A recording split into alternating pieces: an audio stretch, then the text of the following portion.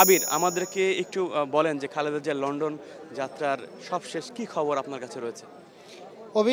সবশেষ যেটি খবর সেটি হলো যে আগামীকাল বিকেল ৫টায় যে এয়ার অ্যাম্বুলেন্সটিতে খালেদা জিয়ার লন্ডন যাবার কথা রয়েছে, সেই এয়ার অ্যাম্বুলেন্সটিতে ঢাকা বিমানবন্দরে আসলে সেটি আসবে আগামীকাল বিকেল ৫টায়। এটি আমাদের কাছে তথ্য আমরা পেয়েছি, সেটি বিমানবন্দর কর্তৃপক্ষের তরফ থেকেও বলা হয়েছে এবং একই সাথে কাতার এম্বাসির সাথেও আমাদের কথা হয়েছে। তারা বলেছে যে বিকেল ৫টায় সেই ফ্লাইটটি আসলে ঢাকায় কালকে আসবে। এবং আর কিছুক্ষণ আগে যখন বিএনপির মহাসচিব জানিয়েছিলেন যে যদি আগামীকাল বিকেল ৫টায় এটি আসে, তাহলে পরদিন অর্থাৎ রোববার সকালের মধ্যেই যদি শারীরিক অবস্থা ঠিকঠাক থাকে, সব ঠিকঠাক থাকলে তিনি উড়াল দিবেন লন্ডনের উদ্দেশ্যে।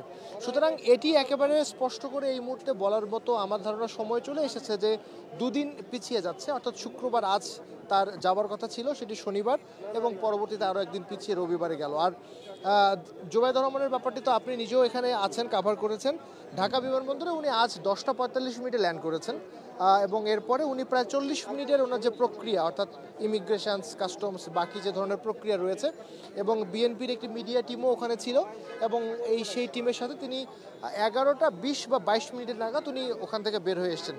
এবং আমাদের কাছে যতক্ষণ আমরা জানলাম যে উনি সরাসরি, এর আগে আমরা জেনেছি যে সরাসরি এভার কেয়ারে আসবে, তাকে ফলাফল করতে হতে তো আপনার কাছে আমরা চলে আসলাম।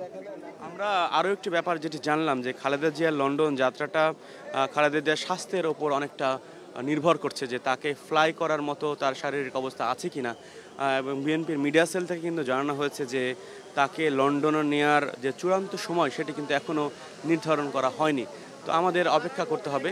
এবং আপনি যে আসার পথ এবং আন্তর্জাতিক এয়ারপোর্ট, সেখানকার অবস্থা, মানুষের ভিড় সেখান কেমন ছিল একটু জানাবেন। আচ্ছা প্রথমে যেটি বলি সেটি হলো বিমানবন্দর তো একটা রেস্ট্রিক্টেড জায়গা, সুতরাং ইচ্ছে করলে ওখানে ভিড় করার সুযোগ ছিল না। আমরা যে কয়েকজনকে আমরা দেখেছি, সেই কয়েকজনকে আমরা যখন কথা বলছিলাম, মনে হয় আমরা একটা ভালো জায়গায় আমরা দাঁড়াতে পারি তো যেটি বলছিলাম আপনাকে সেটি হলো যে আমরা যখন বিমানবন্দরে ছিলাম সকাল থেকে 7টা থেকে, তখন আমরা কিন্তু খেয়াল করলাম যে সব মিলে খুবই 50 লোকজন এখানে জড়ো হয়েছিল, কারণ তাদেরকে আসলে ওখানে দাঁড়াতে দেওয়া হয়নি। এভিয়েশন সিকিউরিটি ছিল, বিমান বাহিনীর সদস্যরা ছিল, আনসারের সদস্যরা ছিল, এবং আরেকটি বিষয় এবিবিএনের সদস্যরা ছিল। একটা ভালো রকমের নিরাপত্তা ছিল। সেই নিরাপত্তা ব্যবস্থার কারণে ওখানে শুধুমাত্র আমরা যারা গণমাধ্যম কর্মী, আমাদেরও আলাদা করে সারি করে দাঁড়িয়ে কাজটা করতে হয়েছে। সুতরাং সেখানে আসলে খুব একটা মানুষ বা নেতাকর্মীদের ভিড় আমরা দেখিনি। যে কয়েকজনও ছিল আমরা যখন তাদের সাথে কথা বললাম, তারা আসলে বিষয়টা নিয়ে খুবই উচ্ছ্বসিত ছিল, এবং তারা মানে প্রত্যাশা করছে যে এর আগের বার, অর্থাৎ জানুয়ারিতে যখন খালেদা জিয়াকে লন্ডনে নিয়ে যাওয়া হয়েছে, তিনি সুস্থ হয়ে ফিরে এসেছেন, তাদেরও প্রত্যাশা কিন্তু খানিকটা এরকম যে এবার তখন তাদের যে নেত্রী রয়েছেন বেগম খালেদা জিয়া, তাকে যখন লন্ডনে নিয়ে যাওয়া হবে, এবং তারা প্রত্যাশা করেন যে তিনি সুস্থ হয়ে আবারও দেশে ফিরবেন। এমনটাই আমরা আসলে তাদের সাথে কথা বলবার পরে জেনেছি। এবং আমরাও এখানে যে বিএনপির বিভিন্ন নেতাকর্মীরা বিভিন্ন জায়গা থেকে, বিভিন্ন জেলা থেকে এসছে, তাদের সঙ্গেও আমরা কথা বলে জানলাম যে তারাও কিন্তু অপেক্ষা করছেন যে খালেদা জিয়া কখন লন্ডনে যাবেন, এবং তার সুস্থতায় কিন্তু তারা বারবার দোয়া করছেন। তো সব মিলিয়ে আজকে কিন্তু গণমাধ্যম কর্মীরাও গতকাল রাত থেকে কিন্তু এখানে অবস্থান করছেন, তারা এখানকার খবরাখবর জানানোর চেষ্টা করছেন। তো আপনি এয়ারপোর্টের খবরাখবর জানাচ্ছিলেন, আমি এভার কেয়ারের খবরাখবর জানাচ্ছিলাম। আপনি কি দেশের অন্যান্য প্রান্তের কোনো খবর পেয়েছেন কিনা, যে নেত্রীর জন্য দোয়া করা বা রোগ কামনা? গতকাল ধর্ম মন্ত্রণালয় থেকে একটি অফিসিয়ালি বিজ্ঞপ্তি দেওয়া হয়েছে যে বাংলাদেশে আজ যেহেতু শুক্রবার, জুমাবারের দিন, বাংলাদেশের সকল মসজিদে যেন নামাজের পরে দোয়া করার ব্যাপারে বলা হয়েছে। সেটি তো যখন জুমার নামাজের পরে আমরা হয়তো নিশ্চয়ই এটি দেখব, কিন্তু মানে এর আগে থেকেও আপনি বিএনপির যদি আপডেটগুলো দেখেন, সেখানে কিন্তু বিভিন্ন জায়গায় দলীয় নেতাকর্মীরা কিন্তু এই দোয়া মাহফিলের আয়োজন করেছে। আজ নামাজের পরে হয়তো সর্বস্তরের মানুষ এই ধরনের কোনো একটা অনুষ্ঠান বা দোয়া মাহফিলে অংশগ্রহণ করবে, সেটি হয়তো নামাজের পরে আমরা দেখতে পাবো আর কি।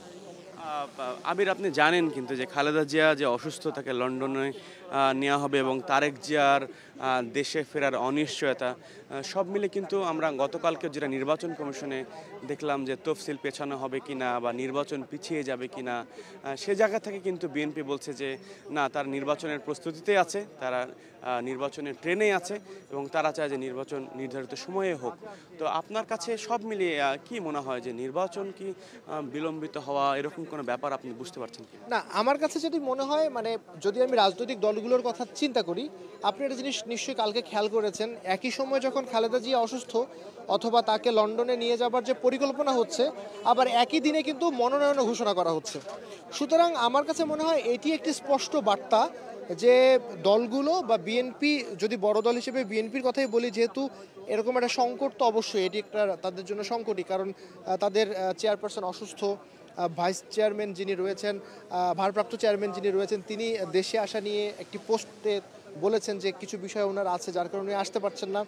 সো এটি একটি তো অবশ্যই তাদের সংকটের বিষয় রয়েছে, কিন্তু তারপরেও তারা কিন্তু নির্বাচনের বিষয়ে মনোনয়ন ঘোষণা করছে, এবং কালকে বোধহয় যতক্ষণই আমার মনে আছে যে নির্বাচন কমিশনেও তাদের একটা প্রতিনিধি দলের বৈঠকও হয়েছে।